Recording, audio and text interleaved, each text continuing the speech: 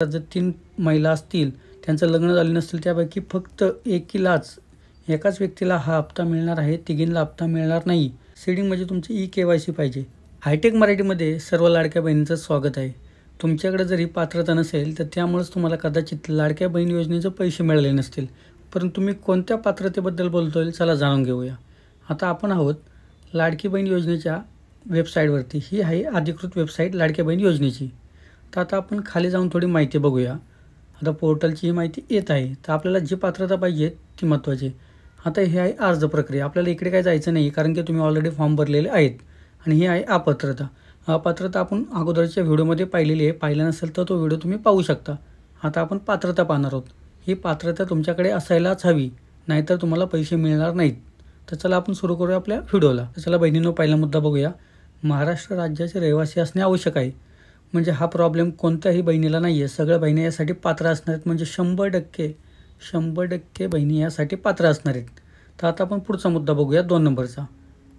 राज्यातील विवाहित, विधवा, घटस्फोटित, परित्यक्ता आणि निराधार महिला तसेच कुटुंबातील केवळ एक विवाहित महिला हे बघा, हे महत्त्वाचं आहे खूप. कुटुंबातील केवळ एक अविवाहित महिला म्हणलेलं आहे.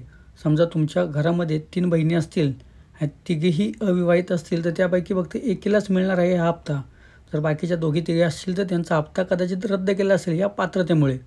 कोणती पात्रता बोलतोय ते इथे बघा क्लिअर सांगितलेले आहे. आपण कोणत्या वेबसाईटवरती येतो पण तुम्ही पाहिलं. हे बघा, आपण लाडक्या बहिणीच्या पोर्टलवर आहोत. तर त्या ठिकाणीच त्यांनी सांगितलेली आहे पात्रता. आपण आता पात्रतेमध्ये पाहिलं.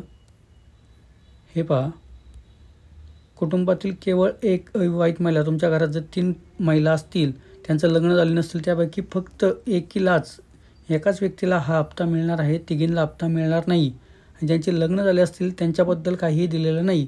कदाचित त्यांना सर्व हप्ता मिळतील. परंतु ज्या स्त्रियांचं लग्न झालेलं नाही आहे त्या कुटुंबात अशा 2-3 महिला असतील त्यापैकी एकीलाच मिळणार आहे.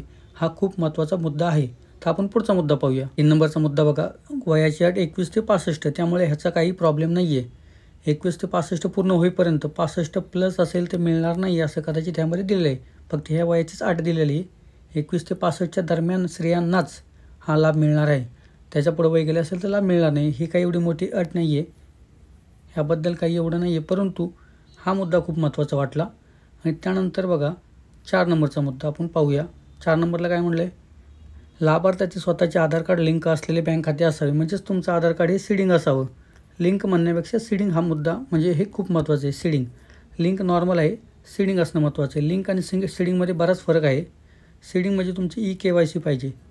तुमची KYC झालेली असावी. तुम्ही एकदा बँकेमध्ये जाऊन बघा तुमचं लिंक आहे का KYC. जर लिंक असेल तर KYC करून घ्या. KYC असेल तर तुम्हाला खूप फायदा होईल.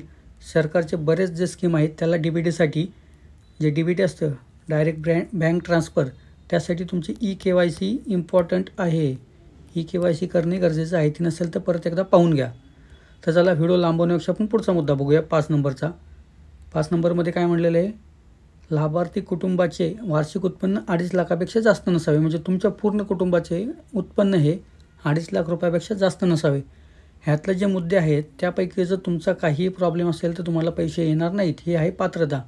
2 नंबरचा मुद्दा पाहिला अविवाहितचा. त्यानंतर पाहिला आपण KYC म्हणजे सीडिंगचा. आणि हा 5 नंबरचा मुद्दा. म्हणजे हे मुद्दे खूप महत्त्वाचे आहेत. तर व्हिडिओ आवडला असेल तर नक्की लाईक करा. आपण असे व्हिडिओ आपल्या चॅनलवर घेऊन येत असतो. धन्यवाद.